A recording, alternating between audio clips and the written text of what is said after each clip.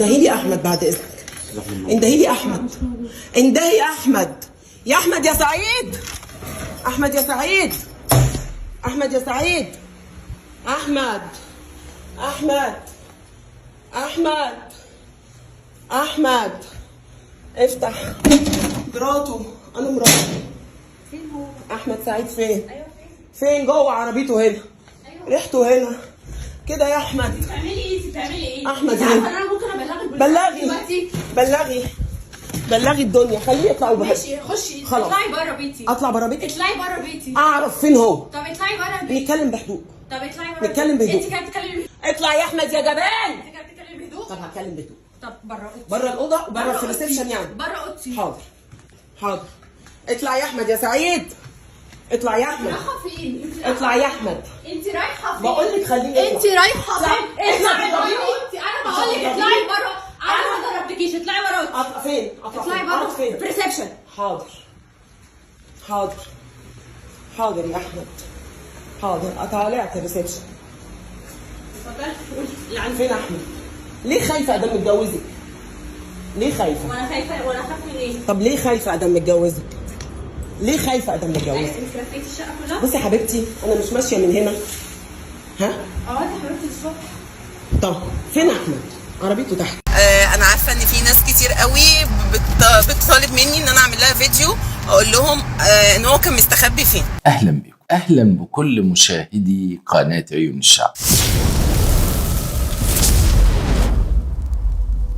القناه اللي انتوا بتختاروا موضوعاتها وبتحددوها، غالبا بيبقى فيديو او صوره او خبر بيبقى حديث السوشيال ميديا اللي احنا بنقول عليها ترند. احنا بنحرص نجيب الترند ده وبنعرضه لكن بنراعي الدقه والموضوعيه. ايه الترند اللي معانا؟ الترند اللي معانا النهارده والله يعني ما عارف ابكي ولا اضحك ولا ايه، واحنا في الايام الكريمه دي ايام رمضان. الفيديو طبعا زوجه بتقوم بحمله مفاجاه تفتيشيه على زوجها في شقه واحد. يعني يا جماعه الفيديو اول ما بدا ببواب بيرن على باب شقه، تطلع واحده تفتح الباب لتفاجئ ان في ست بره. يعني هي كانت جايبه البواب عشان لما تبص الست من العين السحريه تلقى البواب فتفتح الباب. نفس نظام الشرطه والمباحث لما يكونوا عايزين يخلوا حاجه، يعني يقول لك اطلع الباب اول ما يفتح باب الشقه ندخل على طول نقتحم. الزوجه اللي معانا دي اللي انا يعني فوجئت برد فعلها، جابت البواب قالت له رن لي على الشقه دي واستخبت هي. طبعا صاحبه الشقه جوه بصت لقت البواب، راحت فتح، دخلت الست ابعتي لي احمد. طب احنا ما نعرفش احمد مين، ابعتي لي احمد. فالست قالت لها احمد مش موجود. طبعا هي مشغله ايه الكاميرا بتاع الموبايل. دخلت جوه، اطلع يا احمد كده يا احمد، اطلع يا احمد يا سعيد، اطلع يا جبان. ايه ده؟ وداخله الشقه. خلي بالكم الشقه دي يعني هي طبعا انا ما اعرفش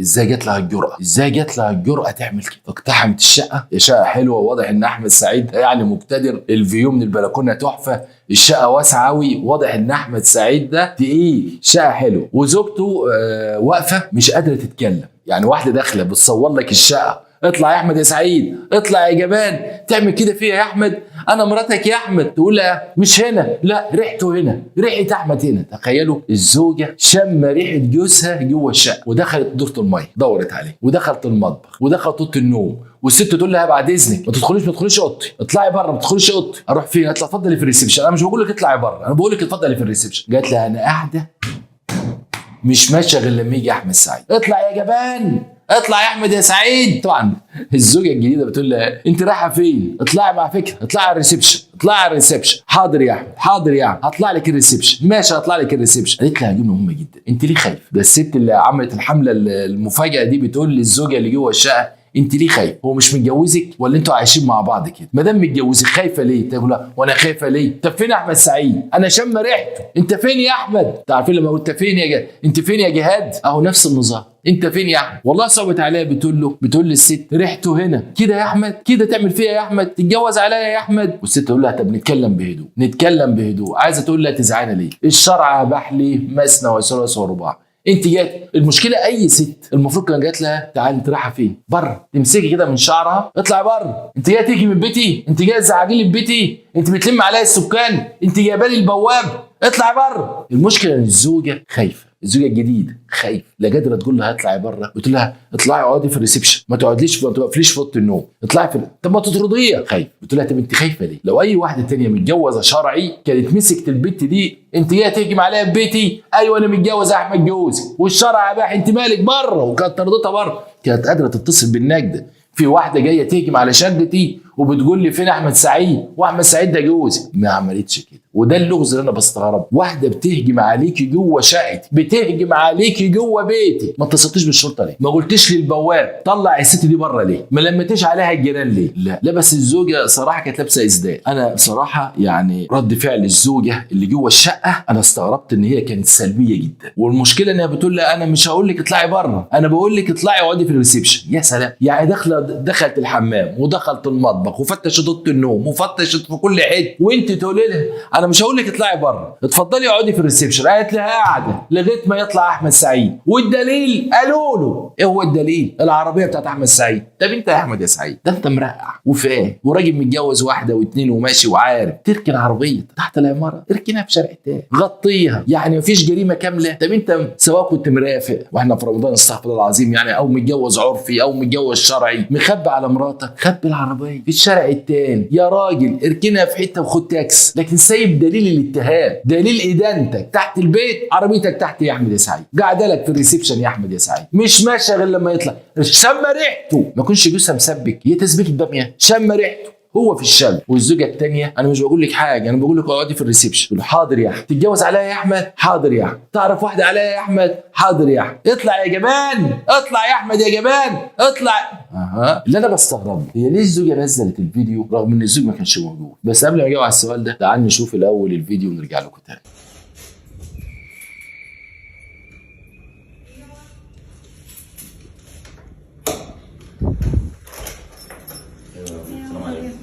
اندهي لي احمد بعد اذنك، اندهي لي احمد، اندهي يا احمد، يا احمد يا سعيد، احمد يا سعيد، احمد يا سعيد، احمد، احمد، احمد، احمد، افتح. مراته، انا مراته. فين هو؟ احمد سعيد فين؟ ايوه فين جوه عربيته هنا؟ ايوه ريحته هنا كده يا احمد. بتعملي ايه؟ انت بتعملي ايه؟ احمد انت عارفه انا ممكن ابلغك بلغي دلوقتي؟ بلغي الدنيا، خليه يطلع وبهدي. ماشي خشي، خلاص. اطلعي بره بيتي. اطلع بره بيتي؟ اطلعي بره بيتي. اعرف فين هو. طب اطلعي بره بيتي. نتكلم بهدوء. طب اطلعي بره نتكلم بهدوء. انت كده بتتكلمي بهدوء. اطلع يا احمد يا جبان. انت كده بتتكلمي بهدوء. طب هتكلم بهدوء. طب بره اوضتي. بره الاوضه وبره في الريسبشن يعني. بره اوضتي. حاضر حاضر. اطلع يا احمد يا سعيد، اطلع يا احمد، رايحه فين؟ اطلع يا احمد. انت رايحه فين؟ بقول لك خليه يطلع. انت رايحه اطلع. فين؟ اطلع اطلعي بره بره اوضتي. انا بقول لك اطلعي بره. انا ما ضربتكيش، اطلعي بره اوضتي. اطلع فين؟ اطلعي بره فين؟ في الريسبشن. حاضر حاضر حاضر يا احمد، حاضر. طلعت الريسبشن. يعني فين احمد؟ ليه خايفه ادام متجوزك؟ ليه خايفه؟ وانا خايفه، وانا خايفه من ايه؟ طب ليه خايفه ادام متجوزك؟ ليه خايفه ادام متجوزك؟ انت لفيتي الشقه كلها؟ بصي يا حبيبتي انا مش ماشيه من هنا. ها؟ اقعدي يا حبيبتي الصبح. طب فين احمد؟